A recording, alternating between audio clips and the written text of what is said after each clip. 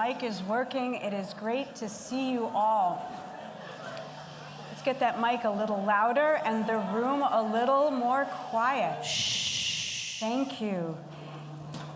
Good morning. My name is Allison Shapira. I am a proud mid-career graduate of the class of 2010. I teach the arts of communication here at the Kennedy School. I'm an executive advisor and the author of the forthcoming book, AI for the Authentic Leader. I remember a number of years ago hearing the New York Times journalist Tom Friedman say that for the past 20 years, he's been using the same title for all of his speeches: The Current Crisis in the Middle East. And I feel like our topic today, making government work, is similar because there are no easy answers. The work is never done, and it is certainly never done to everyone's satisfaction. And this is such a pivotal time, not only here in the United States, around the world. Here in the US, as institutions are being reshaped as we speak, the redefining of the US's place in the world, global political transitions around the world, global crises, and concurrently, we are living through one of the biggest technological transformations in human history. And here at the Kennedy School, we say, ask what you can do. And today, that is a literal question for our panel. What can we do as alumni in all sectors, as global leaders, to make government work better? And I personally live in Washington, D.C., where we are experiencing what the dean called a sobering moment. In fact, running into one of my Kennedy School classmates at the airport yesterday, who used to work for USAID, she said, "It ebbs and flows between feelings of helplessness and hope." Let's double down on hope today, like Dame Jacinda Ardern said yesterday. And remember, reunion is a time to come together and reconnect. It's also a time to recharge and strengthen our resolve. To remember that feeling of possibility we felt sitting here in the forum. Do you remember that feeling of possibility each one of you felt right here, whenever you were here? So let's double down on that feeling again today and leave with that same sense of resolve, not just asking what we can do, but then going out and doing it. And be, as the dean said, our platform for impact in the world. And what an amazing panel to help us do that here today. I will introduce our panelists. I will ask them questions for about 30 minutes, and then we'll open it up for about 30 minutes of your questions. I've asked the panelists to keep their responses to 2 to 3 minutes each, so we make sure that we have time for all the questions. I will actually start with Anthony Foxx as at my extreme left, not a political expression, just he happens to be far left here. Director of the Center for Public Leadership, Emma Bloomberg Professor of the Practice of Public Leadership, former US Secretary of Transportation, and former Mayor of Charlotte, North Carolina. Thank you for being here. We have, yes, let's applause. Elizabeth Linos, founder and director of the People Lab at the Kennedy School, Emma Bloomberg, Associate Professor for Public Policy and Management, former head and VP of Research and Evaluation at the Behavioral Insights Team in North America, and former policy advisor to Greek Prime Minister George Papandreou. Thank you for being here. And then Stephen Goldsmith, director of the Bloomberg Data Smart Cities Solutions. That was a title I had to read a few times. It's written for the eye, not the ear. Derek Bach, professor of urban policy, former deputy mayor of New York City, former mayor of Indianapolis. Welcome. It's an incredible panel. Let's get started. Stephen, here in the United States, the Department of Government Efficiency, DOGE, says that cutting staff and consolidating data will help the government be more efficient and leverage new technologies, including AI. What is Doge getting right, and what is it getting wrong? I thought I'd start with an easy question to kind of warm us up. I've got 3 minutes. Well, let me, just so the audience heard the question, it was good and bad, so I'm going to start with good, recognizing that in this audience of committed public servants, there's folks who worked in federal government and still work in federal government. My period in government reform goes back to the good people and bad systems reform effort, which I just want to paint here for just a second. I'm, as a mayor of Indianapolis and deputy mayor of New York, I'm a member of the small government era, if you will. Reduced our workforce substantially.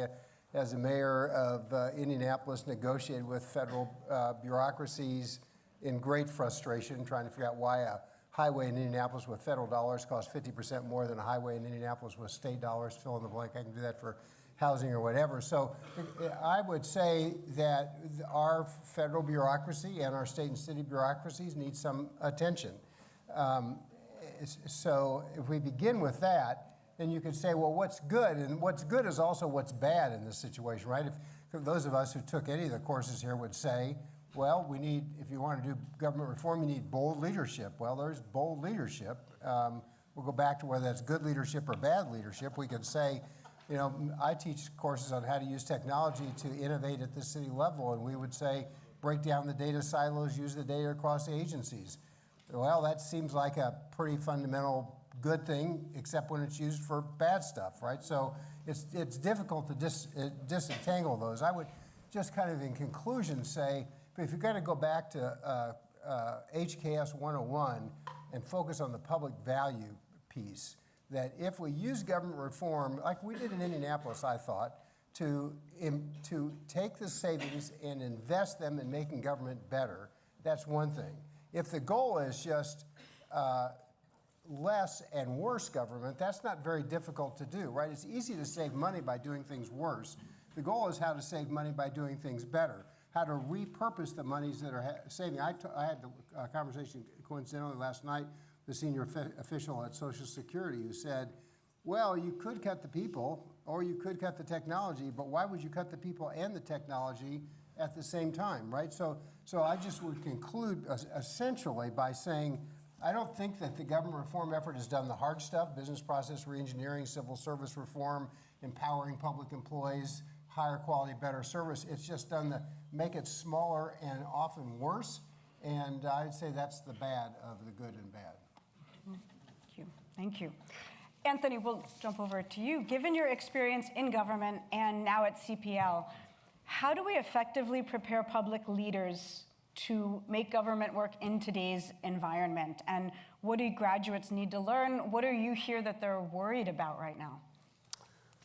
Well, I think given what's happening in Washington, there's a lot of concern among our current list of graduates just about their futures in public service. You know, is the push to shrink the civil service something that permanently colors the role of civil servants in our country long term? Is public service still something to be celebrated and honorable as a career path? Obviously, I think the answer to that question is yes, and I think we at this school believe that is the correct answer. But there's a lot of rebuilding that I think will need to happen now and over the next several years. What do I think our students and our alums need to do? I think beyond the technical problem-solving skills, there's an awful lot of soft skills that we need in public service today that are quite dramatically needed.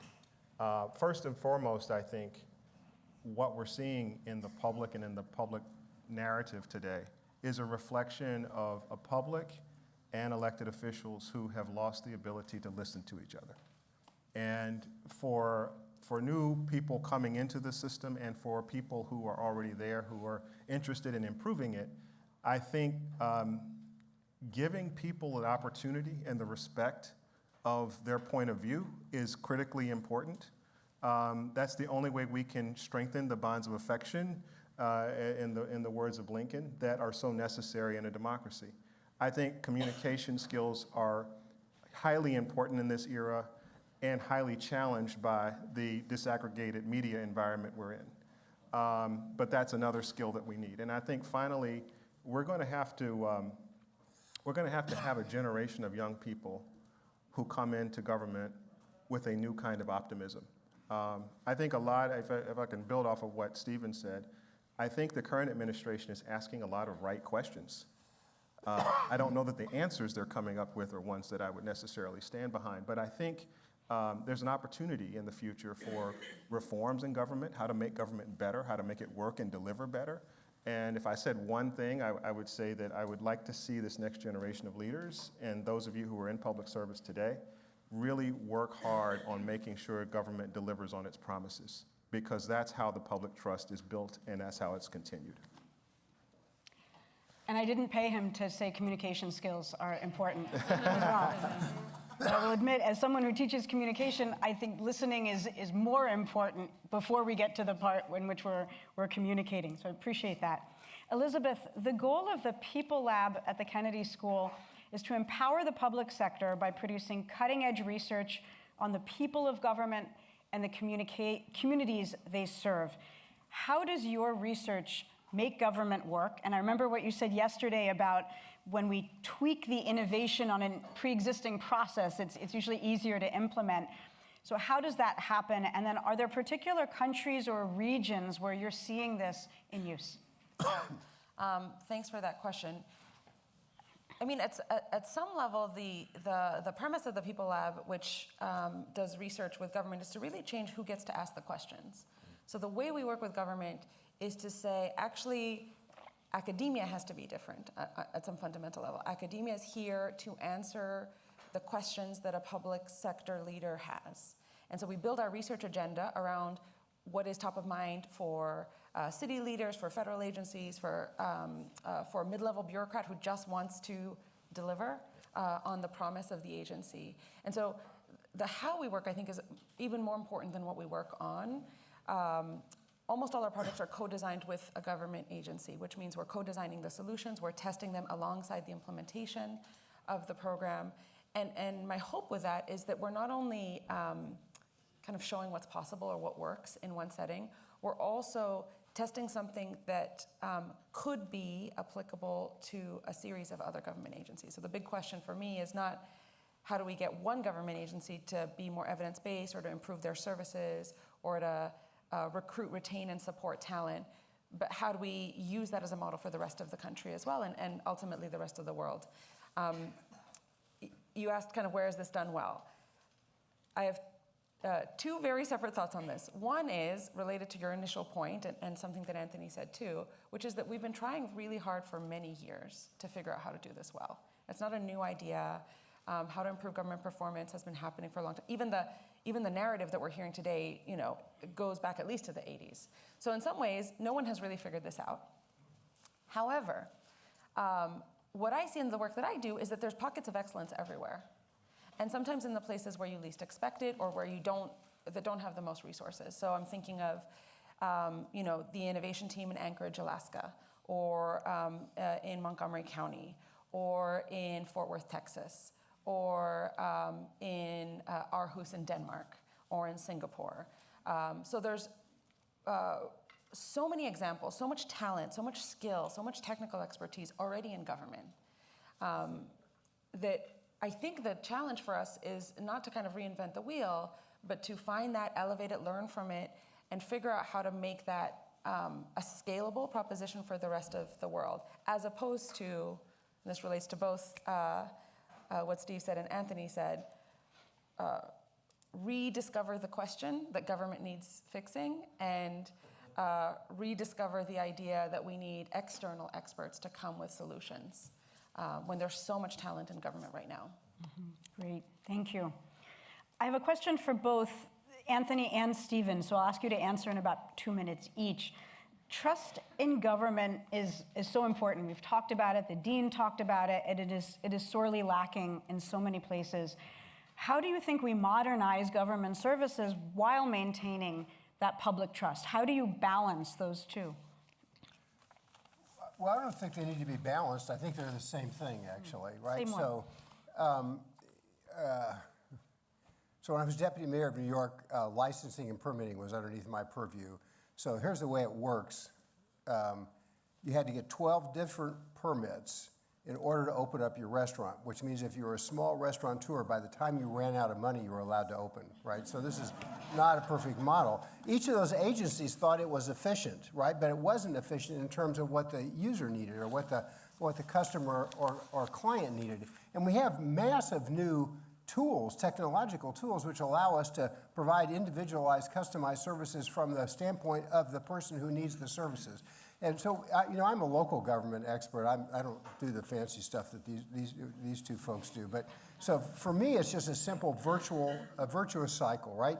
A citizen needs a basic service. They ask for the service. They get the service. They're informed that they've gotten the service. And so those little buckets of trust aggregate. Local government has ebbed a little bit in terms of its trust on the trust index, but not as much as the national government. So how do we do those little buckets of trust more effectively? And then how do we measure and respond to the public? We've got a couple grants now where we're using both social sentiment mining and polling to see what spatially organized, what communities think about a particular service, right? We did it with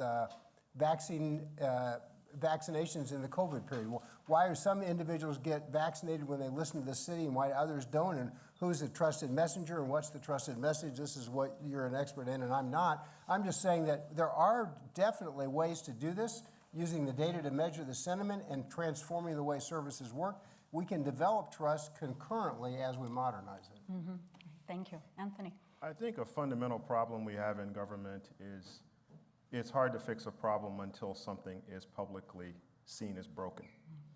And I'll use, you may have heard of air traffic control. I'll use that as an example. There are two fundamental problems there. One is a workforce problem. Long in the making, you could see the series of retirements coming, and there was a need to ramp up hiring in the air traffic control system. The second problem is technological, which is just modernizing the system. It is a massively complex system. The US airspace is the most complex airspace in the world. And I saw these problems as secretary. What we tried to do was to expand the funnel through which the workforce comes into the air traffic system. Right now, you have to go to one of these CTI, these institutes that give you the training to take the written test. If you pass the written test, you then are able to go to the FAA Training Center for a couple of years, and then at some point you become an air traffic controller. But that funnel is very tight. So we said, what about a behavioral test that will allow us to see whether someone has the rote competencies to be an air traffic controller? If they do, then let's train them to take the written test and so forth. We never reduced the standards. We were simply trying to grow the number of people to come into the system, and that was changed. Now it's been alleged that it was a diversity effort. We were lousy if that's what our goal was, because actually there were fewer non-minority air traffic controllers once that change went through. On the modernization, I learned as mayor that if I saw a problem that I thought was long-term, I was going to try to fix it. But sometimes problems like air traffic control are like tar babies. The more you touch them, the more tar you get on them, and it becomes worse. And I think that in the case of air traffic control, administration after administration has tried to make changes, but it has never worked. And now we're seeing the impact of it. And that was before I came through, and it's after I came through. And I think it's an example of why when there are big problems, when you see an accident like this happened in Washington, D.C. National Airport, now you have the attention of the public, and now you have an opportunity to fix it. I still have a doubt whether we will actually do the things that are necessary to get there. Thank you. This is for Elizabeth and Stephen. How can governments use data and behavioral design, not just to improve efficiency, but also to rebuild trust. And I wonder what's the role of AI in this process? Elizabeth, I'll start with you. Great, yeah. So I think both of the examples that we've heard in some ways have that flavor, right? When we think about what behavioral science can do in this kind of space, it's really just starting with the premise that we need to design government program and services and operations based on how people actually behave, not based on how we wish they did, if they had all the time in the world and we're all rational actors, et cetera. And so to me, the behavioral science kind of lens to this work is really going back to what Steve said, which is what's the resident experiencing when they're interacting with a government service, and how do we make sure that that experience is trust enhancing, that experience is positive and seamless. And one thing that I think data brings to that table is a real fundamental understanding of where those pain points are. So when you look, even on a workforce question like what Anthony said, at the funnel, and you say, why are people dropping out at this stage in the process? Or why does this part of the process take 6 months and not 2 months? The data provide kind of a diagnostic tool, but it's really an underlying understanding of human psychology and how busy people are and how that's differential for different members of our community, certainly different than the people in government who are designing these programs, to really say, okay, what do we do about it? My sense is that trust, in the academic literature, not to get too nerdy on us, but there's 3 dimensions of trust. I think all of them are really at risk right now. One is kind of the dimension that we think of as competence. Like, do I trust that this person is going to be able to do the thing? And maybe in some spaces, there's a big risk right now on that. There's a second dimension of trust, which is, do I trust that this agency or this person has my best interest in mind? And then there's a third, which is, do I trust that this person is going to do what they say they're going to do?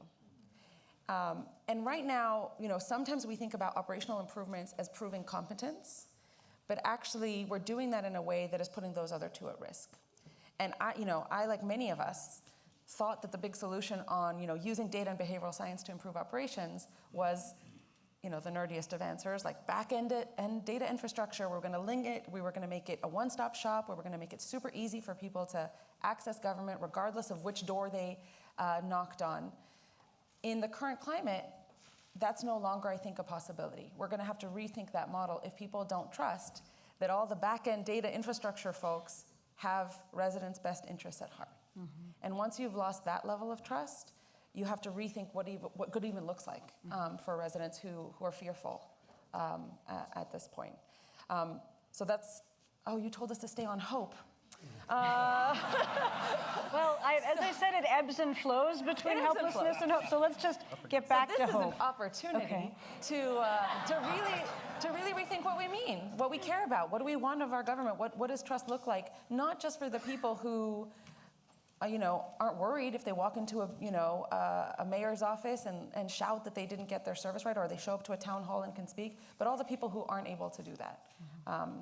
And reorient our service operations to what they need. Mm-hmm. Thank you.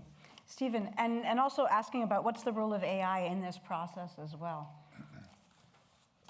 I'm very hopeful about AI. I'll talk about a couple of projects here. So let's think about it this way.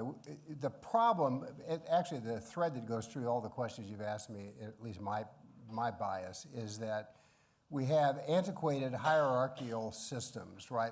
Rule, silos, levels of supervision, barriers between agencies in a world that's connected, but government is still operating under, a set of civil service reforms that are a century old, right? So as we think about this, we're trying to look at, this may be the only audience I've talked to where I can talk about my STAT program and anybody will know what I'm actually talking about, right? So we have a project with 7 of the largest cities in the U.S. and their registered community groups on the following proposition: that generative AI should allow more individuals in a city, right, or in a jurisdiction to use the data to understand why things are happening. Like, why do I have more potholes than the guy does in South Boston? Do I have drainage problems? What are the demographics of my community? How does it relate to and be able to ask those questions in natural language instead of needing a coder to do it. And then secondly, how could a registered community group that we say has access to open data, but it's open data only for nerds, right?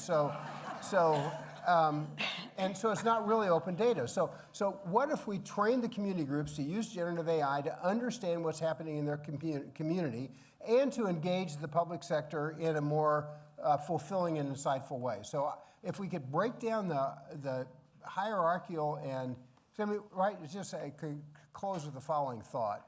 We live in a horizontal world and we're organized vertically. And we need to change the way we're organized in order to liberate the tools we have to do better services for people and create more trust. Right, right. And to bring in what Elizabeth is doing, we need behavioral design to understand how people are going to be more open to learning about AI and using AI as well. So it all comes together. Absolutely.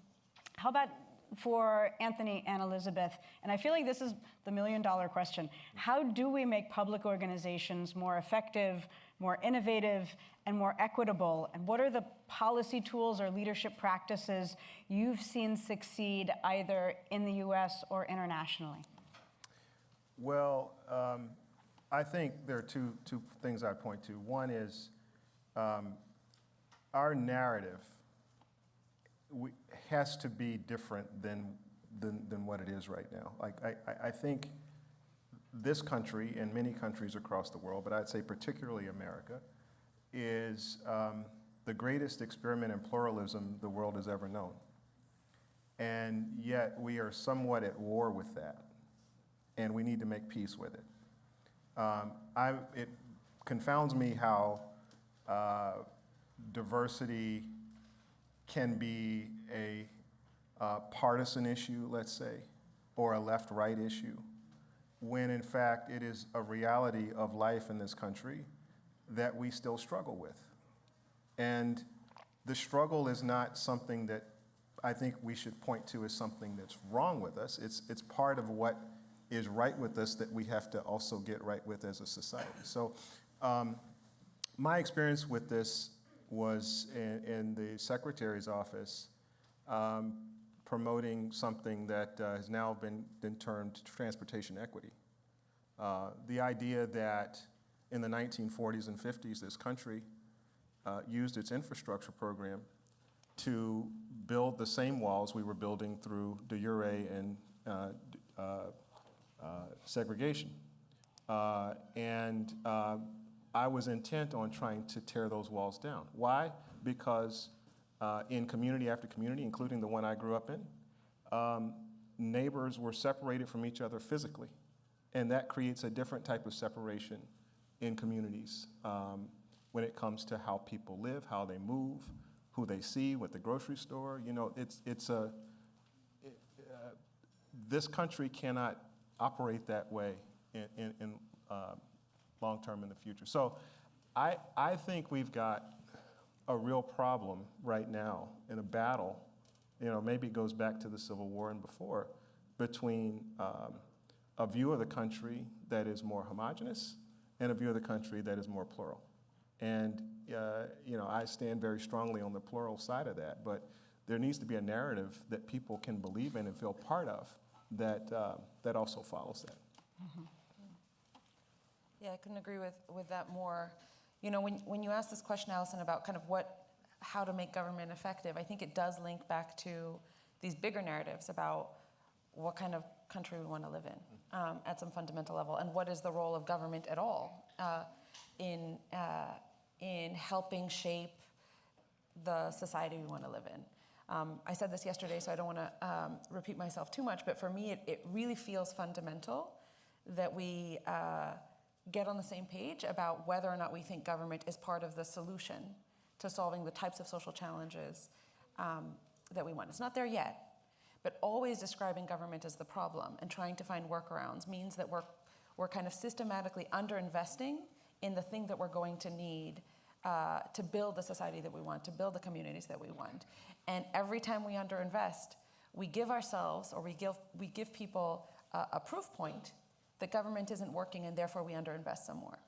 There's another way, right? We could try investing fundamentally in the building blocks of government and have the debate about what government should focus on and where government should have a smaller role. I think that's a reasonable debate, and reasonable people have very different opinions on that. But regardless of whether or not you think government should be big or small, or which issues you want to focus on, I don't think we should disagree on whether or not we want a functioning public sector, like a functioning government that delivers the thing it says it's going to deliver. And so to me, that's critical. Many of you, like me, heard Lamp Pritchett give his big ideas yesterday. Lamp Pritchett has incredible big ideas that many people disagree with, but one thing and agree with, I should say. But one thing I kept from his comments was a commitment to what he called strategic incrementalism, which really helped me with my own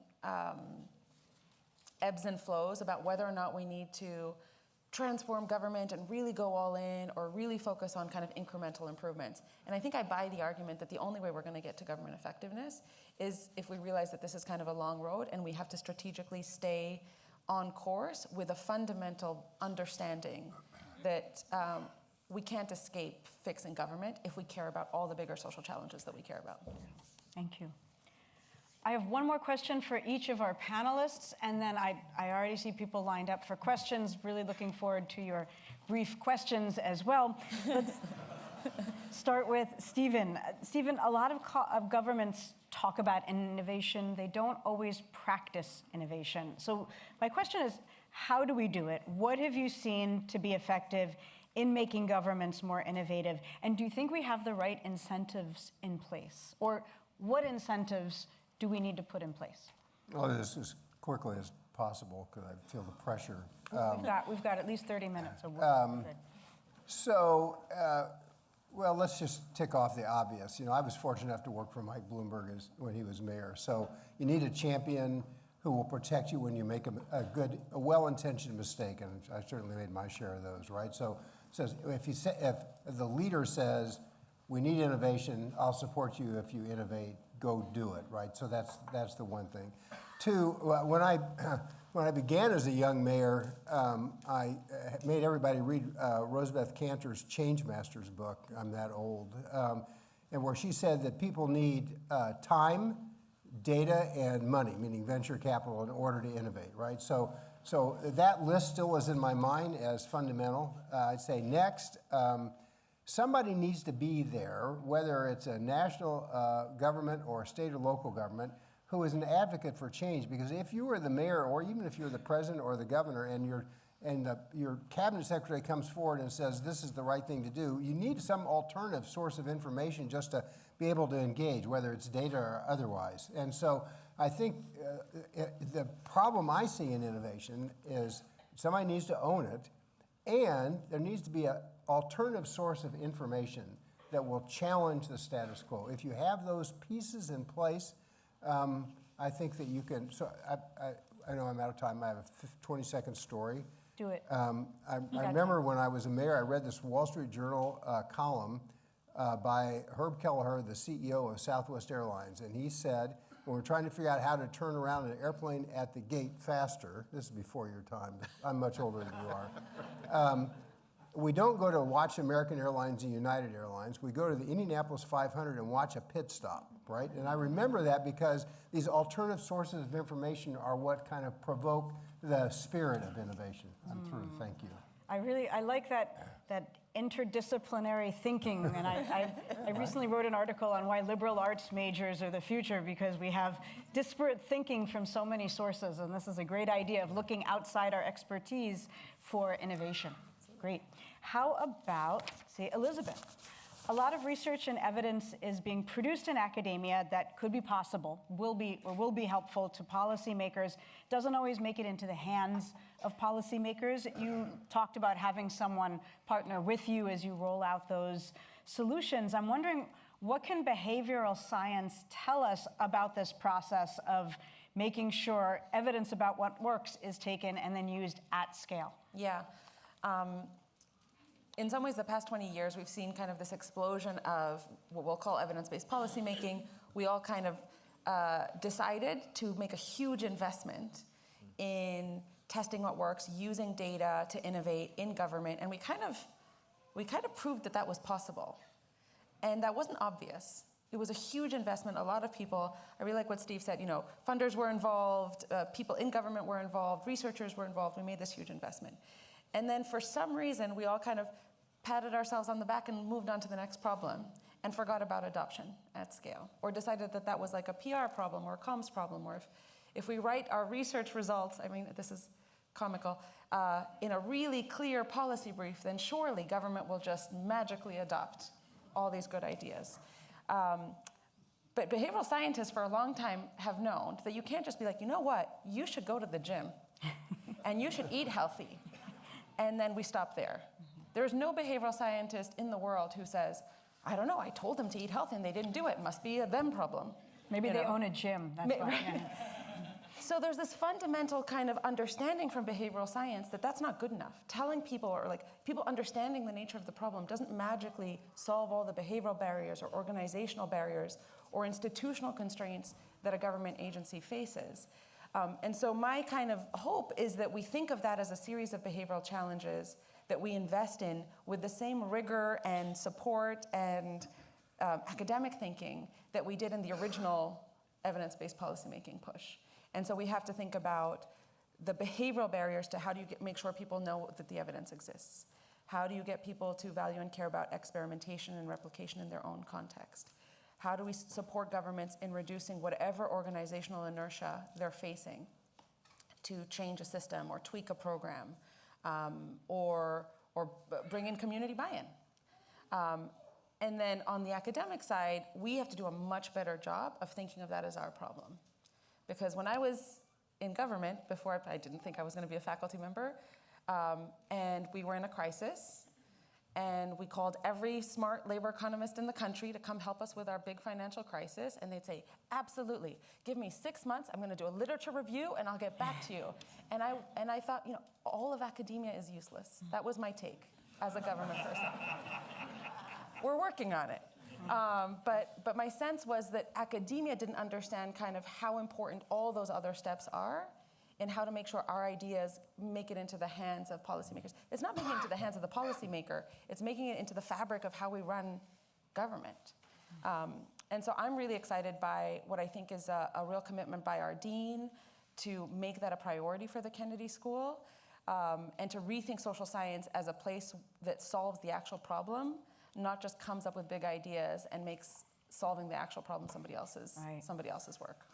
So we're vertically integrating the solutions then. I hope so. Excellent. And final question before we open it up for your questions, Anthony. Given the scale and urgency of the challenges facing democracy today, how does the current model of leadership training need to change? Are we training leaders based on past experience, not based on this urgently changing environment we're in now?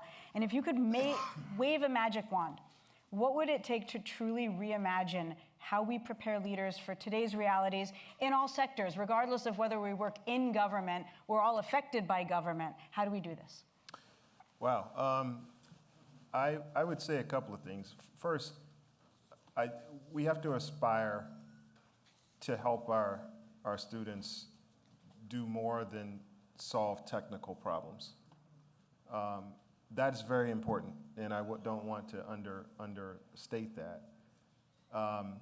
But given the things that you started talking about, the rise of artificial intelligence and the media environment and the sheer scale and complexity of the issues that are in front of us, for my money, I think we need to double down on creating more reflective leaders.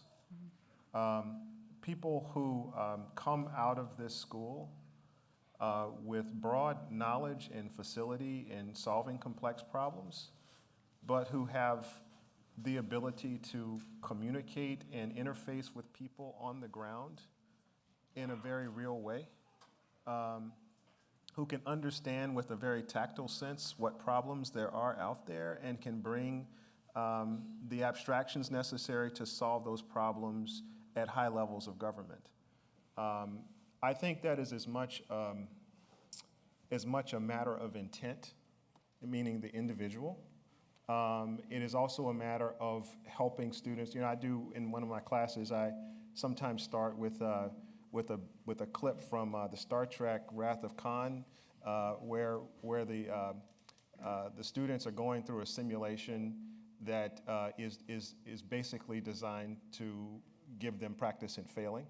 I use that as an example because I want my classroom, to be a place where students attempt to solve hard problems, experience failure, experience challenge, experience being pushed, so that when they're in the real seat, when the complexity of that issue is in the newspaper, in the New York Times, they're not freaking out because they've been there before. And I think if we can give students that in a variety of ways, they will leave here much more confident, much more ready for what's coming. And frankly, I think in the environment we're in, much more ready to be a human solving problems and not deferring everything over to, with all due respect, to the technology that's available. Because I think the human still matters. Right, right. And the ability to fail in a safe learning environment is so powerful. Yeah. Thank you. Let's open it up for questions. We've heard this before, your name, your year, and make your question short and end in a question mark. Great, thank you. We'll start right here. Hi, can you hear me? Okay, great. Yes. Hi, my name is Aisha. I am an MPP, class of 2020. I've been working in AI policy for the last 5 years, ever since graduating from HKS.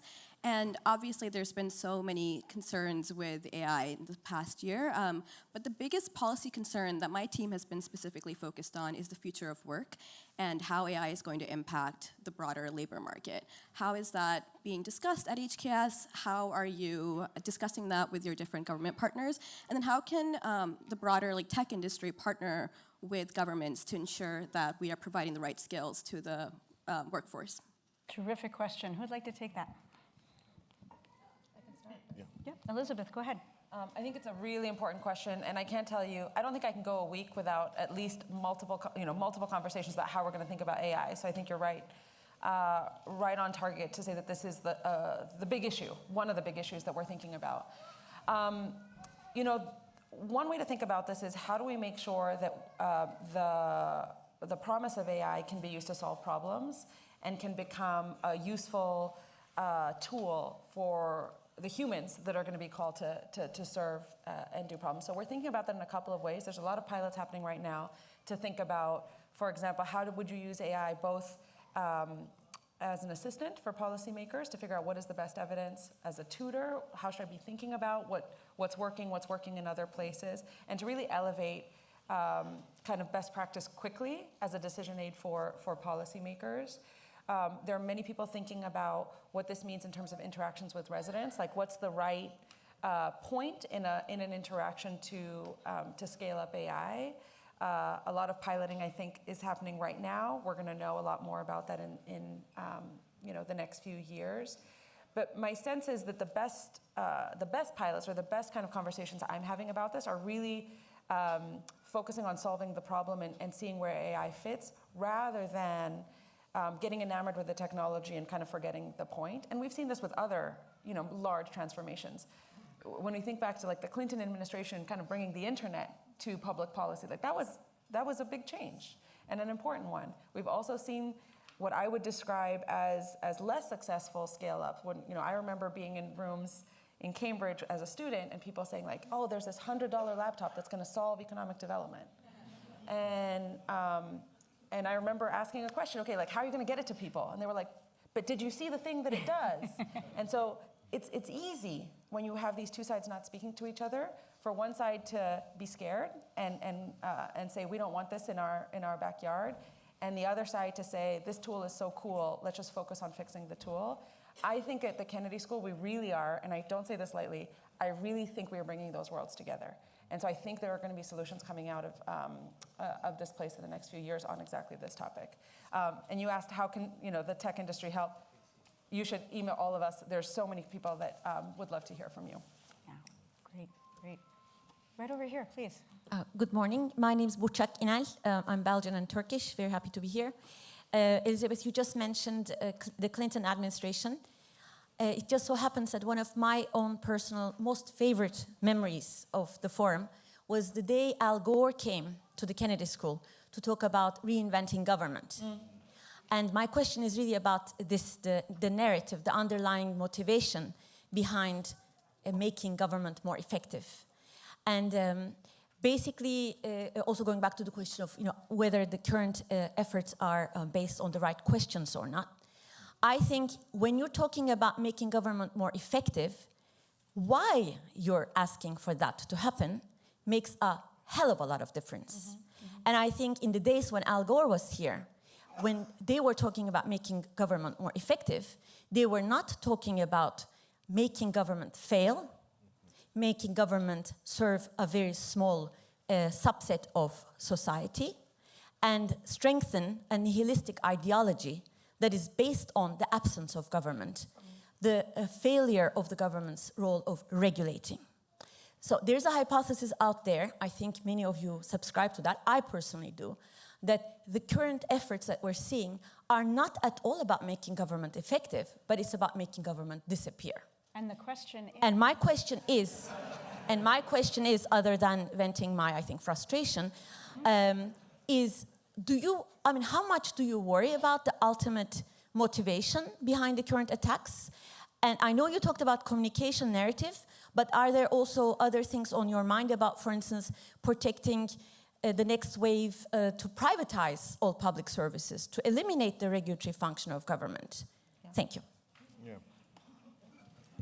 I mean, I'll take a stab.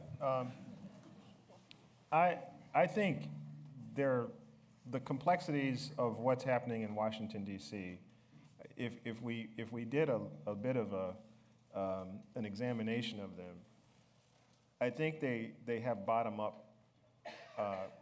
There's a bottom-up aspect to why we are dealing with some of this sentiment that you're expressing, and that is that at a fundamental level, we have people who believe promises have been broken to them over a long period of time.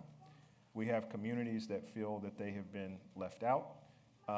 And even, I would even argue, as much as I sort of stand on the side of like, this is a pluralist nation, we have to figure it out, and when it's tough, we have to stick with, trying to figure it out.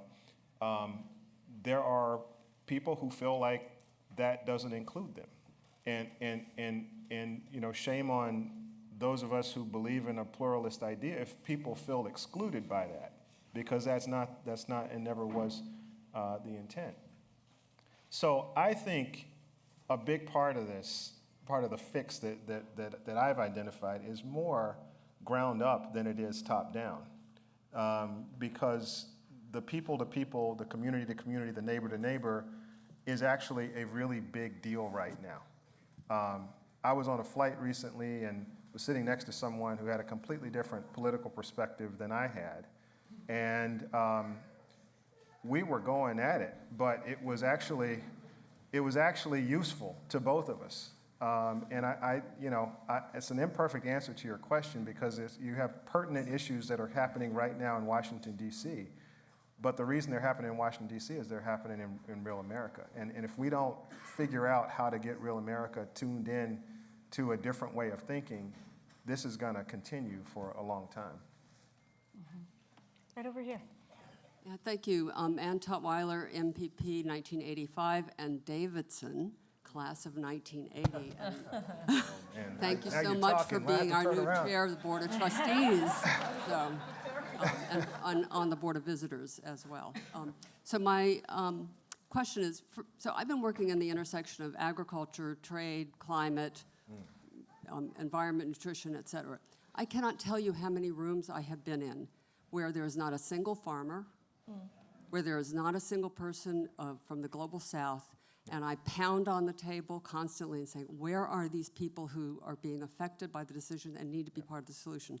So Anthony, you talked about that a little bit, but I think the issue of how do we bring people into these conversations, and not the farm leaders who are sitting in Washington. I mean, how do we bring these people into the conversations and not just make them feel like they're part of the decision making, but have them be part of the decision making?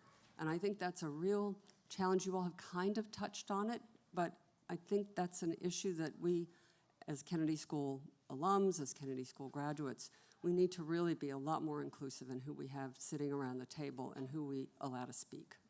So that's my question, is how do we do that better? Thank you. That's a great question. No, I think somebody from Davidson needs to answer the question. I completely agree with what you're saying. And I think what my experience was in government was we would have public input processes, but those input processes were often viewed and probably were in practice perfunctory. They weren't real. Decisions that were contemplated before the meeting ended up happening after the meeting, and the input was a check-the-box exercise. I think part of it is when we talk about listening, it isn't just listening to each other in rooms here at the Kennedy School. It's also listening to people in the language they use to explain the issues and concerns they have, and really developing a facility to do that well. It's one of the reasons why I'm so happy that we have people like Marshall Gans, who does the public narrative, and we have Cornell Brooks, who's doing incredible work on criminal justice reform and taking students out into the field to have real experiences with real people, because that is the future of government in this country, is having a much better sense of how to listen and intake and actually utilize what is there. So I think it's very people intensive. There are systems improvements that can happen to make it better. For example, I went to the Netherlands as secretary and saw that their public input processes wasn't like come to the government center at 3 o'clock in the afternoon. And for people who are working who can do that, and they were going out to community meetings, going to coffee shops, taking input where people congregate naturally. And these are things that can be incorporated in public input processes in this country and elsewhere. Great, thank you. Yep. Right over here. Hi, Juan Cornejo, MPP, class of 1990. Just really quickly, I'll give my background, which is relevant to my question. So when I graduated in '92, I was one of the alums who went to the private sector. I went to law school. I worked for a number of law firms, corporations, in-house counsel. For 31 years, I was in the private sector. I learned a lot of good information about how the private sector works. It was really important information that could be helpful for the public sector. And I kept thinking someday I would go back to the public sector because all this great knowledge and experience, I can make government better, right? Those are the people that you need. I was useless at the Kennedy School. I would not have made government better then, but now I could. So about 3.5 years ago, I decided it's time to put action to my thinking. As a Kennedy School alum, I wanted to make government better. What could I do? And so I reached out. I live in Sacramento, California, and I asked, what is out there that I could help? And I learned about a position in the California DMV. Everybody knows DMV, most states, is a horrible place. And in California, it had crashed about 6 years ago, literally crashed. The system operating just crashed. And I was offered the opportunity to become the chief counsel. And she was almost apologetic. I said, that's the job I want. And I got to tell you, in the 3.5 years, I don't know if you track California DMV, we have a new director from Cisco. We are making it better, a lot better. My experience, my knowledge has made a difference. So my question now is, what can you do to give alums with that knowledge and experience, maybe in private sector, match them up with the public to make the public better? Go ahead.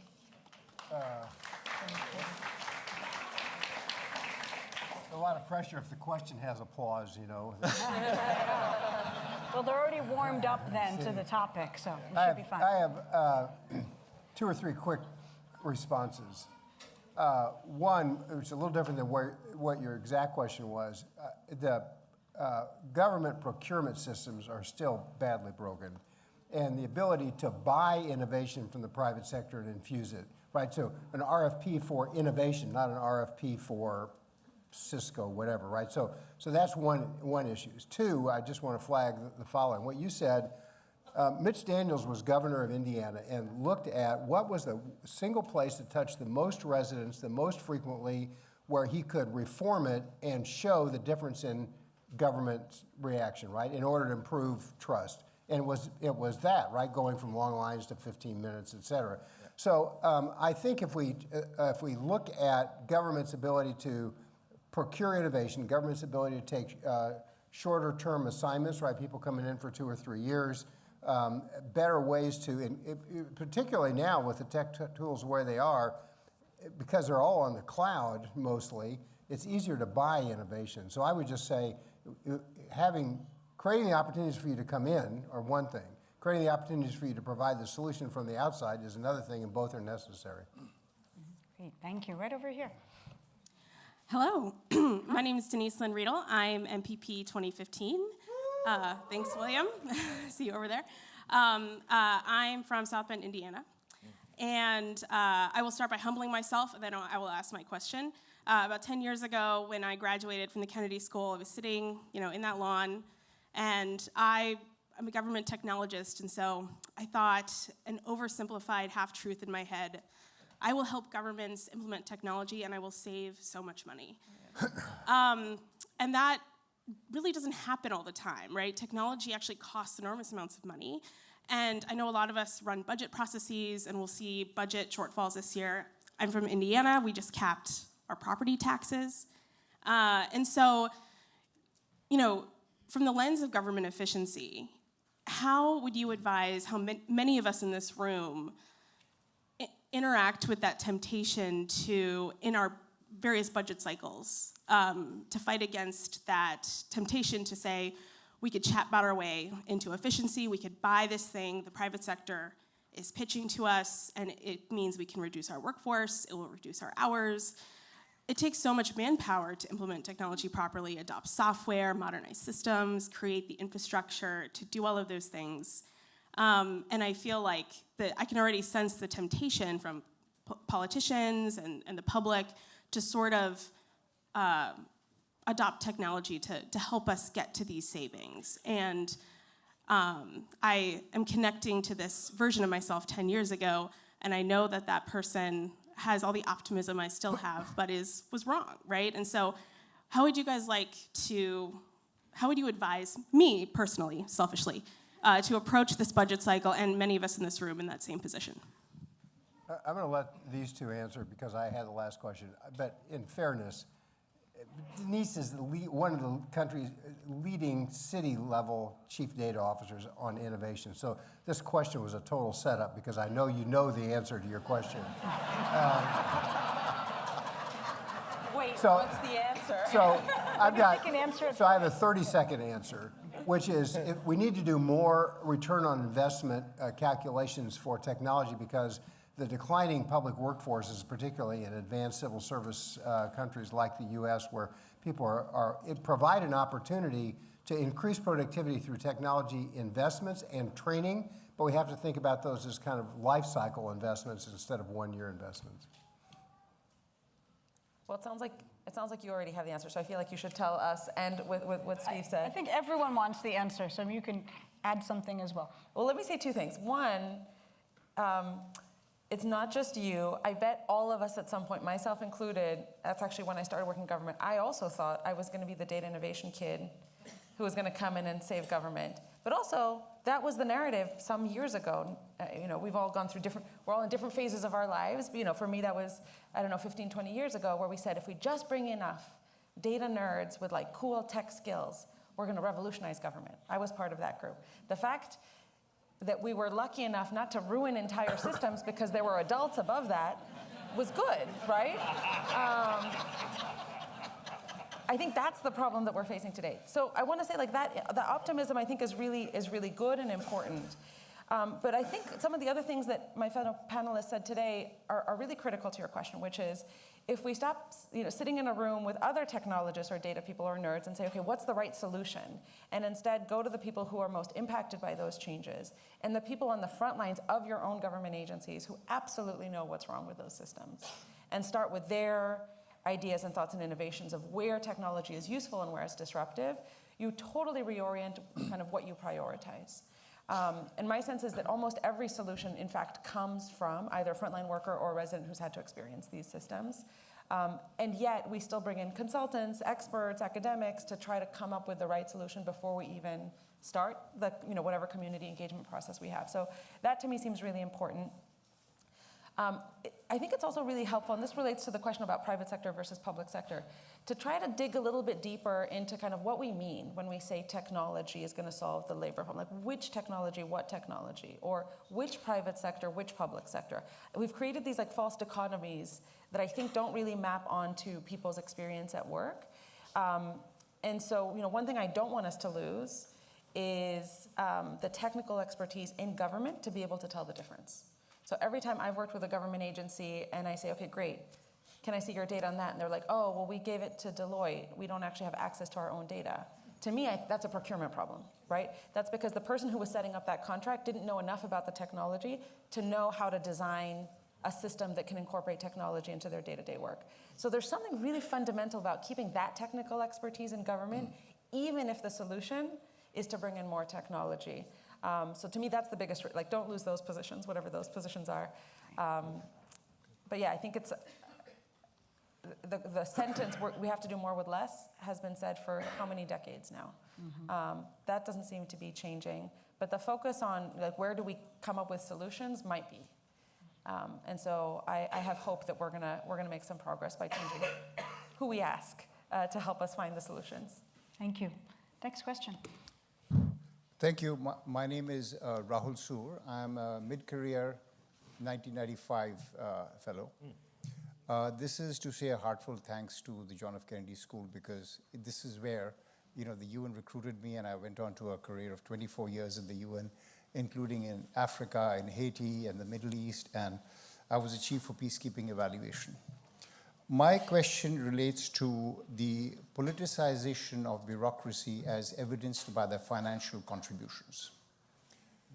If you have a look at publicly available figures, the contributions of the federal bureaucracy in Washington overwhelmingly went to the Democrats. So therefore, if that is the case, and if donating money is the most visible sign of your interest and where your personal interests lie, and if the federal bureaucracy is supposed to serve everybody equally, how do you see the problem? Because the popular perception is that the Democrats are a party of big government, they're going to preserve jobs, and the Republicans are going to come in and cut them. So for a fair bureaucracy, which appears to be fair, how do you think this problem should be solved? Because there were allegations against FEMA that they were not being partial when they were giving help after a crisis. So essentially the problem is the impartiality of the public sector and the money which they give themselves. How do you see the problem? What's the solution? Thank you. I haven't looked at the statistics, so I'm going to take your question as presented. You know, I think part of the challenge with this is a couple of things. I don't actually know whether a civil servant who is making a decision to give a political contribution is doing so because they have core beliefs in the doctrine of a political party, like the Democratic Party, or because they see that choice as maybe self-preservation in some sort of way around their career. That may be immaterial. I think the fundamental point, though, is that in this country, the Constitution protects the individual's ability to express their political opinions, and that doesn't go away when someone goes into civil service. So as a very practical problem, I think it's hard to sort of get around that problem. That said, you know, my experience with civil servants has been one that has been, I've actually, frankly, left government surprised to the good that civil servants come and do their jobs regardless of what administration is in power. To the point where when I was getting ready to leave the administration on January 20th, 2017, I got a call from some of the head civil servants in my office asking me to move my stuff on the 19th so that the new carpet could be put in. So people adjust to whatever the administration is, and I think that we have. I'm using that as a light example, but I think that there is a seriousness about civil service that I saw in my experience. I can't speak to everyone's, but I didn't feel that people were being political in the civil service, at least in my experience. Let's do some lightning questions and lightning answers and see how many we can get in before lunch, please. So I'm going to take us into the Hope for a little bit. Deepak Gupta, MPA 2005, which we didn't shout out early enough. So if you're in the room, please shout out 2005. We had our second chance. There's a few threads that are running today, and one of the most important ones is the people that are in any sector have to be activated and prepared in a different way. And we talk a lot in this space about leadership, but no leader in this room will say that they did anything without a really great team. Right. And the skill sets and the capabilities and the mindsets in the public sector, but I would also argue in the civil sector and in the private sector, I think there's a gap in the positions that exist in any of those places to work together, that are incentivized to do that beyond transaction to relation, to get us to the life cycle mentality rather than to stay on quarterly returns or annual budget cycles or whatever. So I wonder, with the three of you and your different focus and experiences in data and behavior and in leadership development and in public-private partnerships, frankly, in terms of how to innovate, if you could imagine what good would look like 3 to 5 years from now, and you could build a dream team, I think it would be helpful for all of us to understand what should we be looking for as we're assembling people in our spaces, whether we sit in public, private, or civil society organizations. Because I think all of us, no matter where we've sat, if we're doing something in social impact, have had to lean into all three of those in order to get any of our work done. Great, thank you. So I think you've actually asked two important questions, not one. One is about the skill development of your team, and the second, though, maybe even more complex, is a cross-sector collaboration. And let me pay more attention to the second for just a minute. So I've finished running around the country doing interviews about why it is we don't have a more effective economic mobility in this country and what's wrong with our workforce system. And the answer is kind of because we don't have a system at all. We have a bunch of pieces. We have a community college, we have an aspiring learner, we have an employer, we have a training program, we have child care, but we don't have a system. And so some of those are nonprofit, some of those are for-profit, some of them are government. So one way to think about your answer is that the most complicated problems we face are system problems, but we don't address them as system problems. And if we're going to have a system, we need a data platform, and we need leaders who are willing to kind of nudge what they do in order to make the system work better, rather than this is what we do, we're going to pretend we're collaborating. So I think a system that uses data to force collaboration would be important. I know I didn't answer your first question, but I think I answered the second, kind of. I can take a stab at the second part on the team's question. You know, one thing that all of us, we've all been bosses of someone at some point. It's so easy when things are going wrong to be like, I just need different people. I just need better talent. I need more motivated people. I need people who are willing to work hard. And we can complain about Gen Z later if you want. But most of the research suggests that motivation is not an innate trait. It's a state, right? And so I've been trying really hard to think about what is it about my role as a leader that either enhances or doesn't the motivation of my team or allows them to bring in their talent and skills. And it seems like we don't have a lot of good research on this, but at least there's some research on kind of the role of a transformational leader in building up a team that is motivated and works hard and does the extra role performance and does all the things that we need them to do. And the key component of that is a leader who is able to translate the bigger mission to the individual day-to-day tasks of their employees.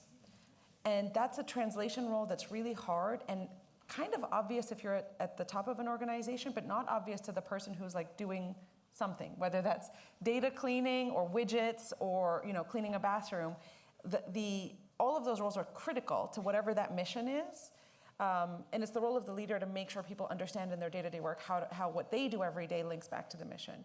So I've started to try to use that as a lens to think about what it means to maintain the optimism, the social impact motivation, all the things that we care about.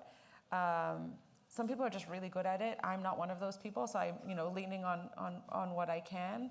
But I do think we need to shift both for our teams, but also as we think bigger picture on workforce, away from a narrative that says that there's good people and bad people, we just need to switch them. There's not enough good people or bad people in the world to make entire systems work that way. And so I don't have a good solution to a good answer to your question, but I do think there's more to be done on how do we engage and maintain motivation as opposed to bringing in talent. We're going to take one really micro question, and then we'll wrap up. Go ahead. I'm Victoria Tabash, class of 1994 MPP. I really liked the notion that you can teach students to deal with conditions of failure. And I would like to know, how do you do that? Is it a behavioral skill set? Is it a social emotional self-regulation skill set? What are the technical tools, if any? Might be short, might be not. Make it short. Try to be short. Okay. I try to take the most difficult problems I faced in the public sector and present them to the students. And most of those difficult problems did not have an obvious right answer. So I try to let them struggle with the complexity of having an imperfect, opaque situation and an answer that's not entirely clear. And then I'll tell them what happened afterwards. And sometimes the result was good, sometimes it wasn't good. So I try to use a heavy diet of simulations as part of it. And of course, as I said, there are lots of professors around who are putting students more in the front lines and actually seeing real problems in an experiential way. So case method stuff. Thank you. Yes. Thank you. Thank you. I'd like everyone in the room to think I'm about the last one person here, so just a quick What? question. No, I'm the we last actually- person we, here. We actually really need to bring it to a Moin close. There was someone waiting Bartley, for a question. from Pakistan, MPP 1995. I'm going to ask you to please. Okay, so hold the your- question is that, okay, the international students maybe 20%, but is the agenda international? We have a huge, big problem globally, which is that, what I learned in free trade, that's being ripped apart in terms of, trade war. So is the Kennedy School willing to take up that, fight to basically preserve the liberal trade liberalization agenda? Is it willing to do that? Is it willing to see that that's a huge, big global problem? How about a one-sentence answer, then we conclude? We have lots of professors, I'd say Jason Furman is a good example, who study these issues and put papers out that articulate a point of view on these things. That will always be part of what the Kennedy School does, but I think it's more in the line of the individual professor expressing opinions at this point. Wonderful round of applause for our panelists. Thank you, everyone. Thank you.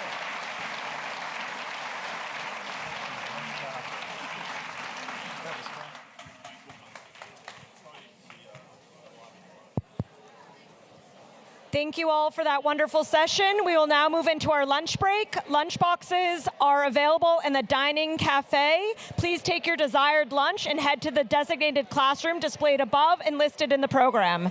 During this time, a photographer will be visiting your classroom to take photos of your cohort. A staff member will be assigned to each class to help with any issues.